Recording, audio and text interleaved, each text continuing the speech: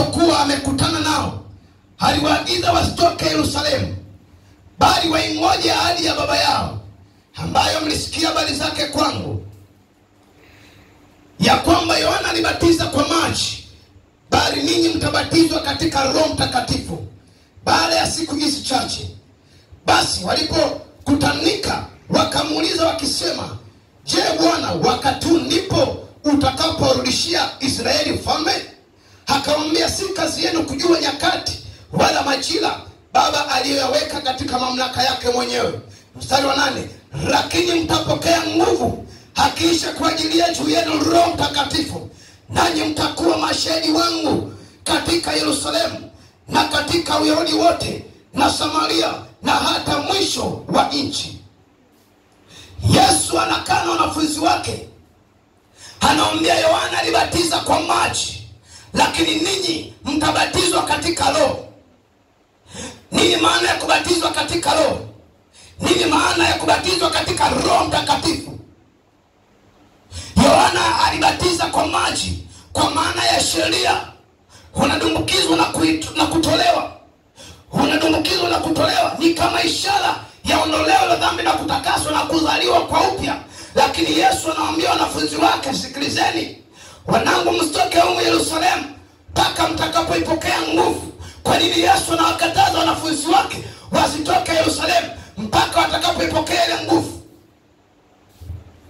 Kwa sababu ya kwamba Yesu mwenyewe alielewa ya kwamba hawa wanangu ni kweli wameokoka, ni kweli wameniamini kama wewe ambavyo umemwamini, kama mimi ambavyo nimemwamini. Ndio, nimemwamini Yesu Kristo, lakini Yesu anasema mimi bado siko tayari kwenda mahali kwengine, lazima kwanza nimpokee Roho Mtakatifu. Yesu anawaambia msitoke humu Yerusalemu mpaka muipokee ahadi ya Baba ambaye ni Roho Mtakatifu.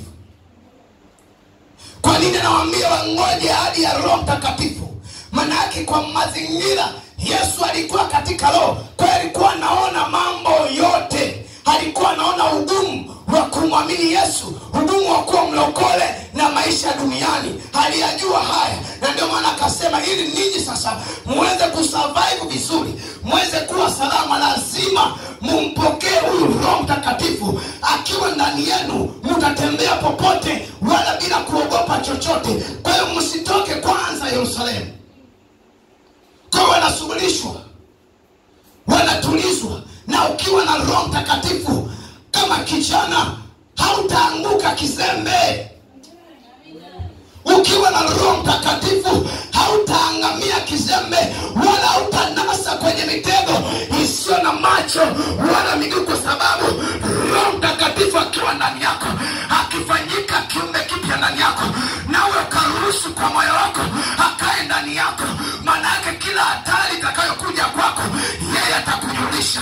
Atasema mama, atasema baba, tazama hatari iliyoko mbele yako, tazama mambo yanavyoinuka kwa ajili yako, ambayo yanayotaka ya kutoe kwenye mstari, ambayo yanayotaka ya kutoe kwenye njia za Mungu.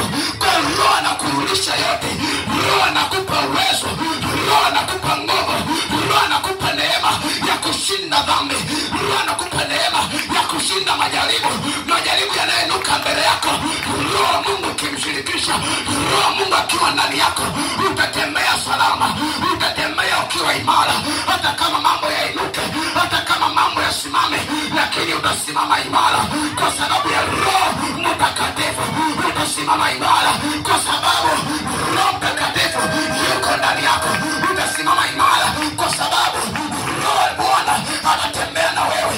Utakuwa salama. Hakuna mtu ambaye atakayeleta ajenda ya kukutoa. Roho Mtakatifu akiwa ndani yako anakupa uwezo. Yesu alijua wanafunzi wake hawawezi peke yao. Alijua hao ndio wameokoka, wamekaa na mimi muda wa kutosha, kama mafundisho wameyapata na mimi wameniona, ilitosha kabisa wao waanze kufanya huduma, waanze kufanya kazi ya Mungu. Lakini ya Yesu anawaambia msiondoke, subirini. Kwa nini anawaambia wasubiri? Kwa nini anawaambia watulie mpaka wapokee nguvu? Wakati Yesu alikuwa naye, kwa nini asingewapa nguvu pale pale wakaenda kufanya kazi? Lakini anawaambia subiri. usipokee uwezo. Tazama mara kadhaa ambazo unashindwa kwenda, ni kwa sababu ya Roho wa Bwana hayupo. Ni kwa sababu Roho haujamfufua ndani yako atende kazi na wewe. Roho amenyamaza kimya, unaenda mwenyewe, unapiga mweleka, unarudi tena. Haleluya Bwana. Ni kwa sababu ya kutokumruhusu Roho Mtakatifu akuongoze. Jina la Bwana libarikiwe sana. Kwa kama kuna umuhimu kabisa wa sisi kumtamani Roho atuongoze. Tunaona sasa hao wanafunzi ambao waliambiwa wasubiri mpaka wampokee Roho Mtakatifu. Tunaona hao wanafunzi walipoambiwa wasubiri wakasubiri. Na ile siku ilipotimia ya Pentekoste, Biblia inasema wote wale wakajazwa Roho Mtakatifu. Na walipojazwa Roho Mtakatifu, wote walipompokea Roho Mtakatifu, walipoipokea ile ahadi ya Baba, walipoipokea ile nguvu ya Roho Mtakatifu, Biblia inasema ya kwamba wakaanza kunena kwa lugha, wengine wakafanya nini na nini.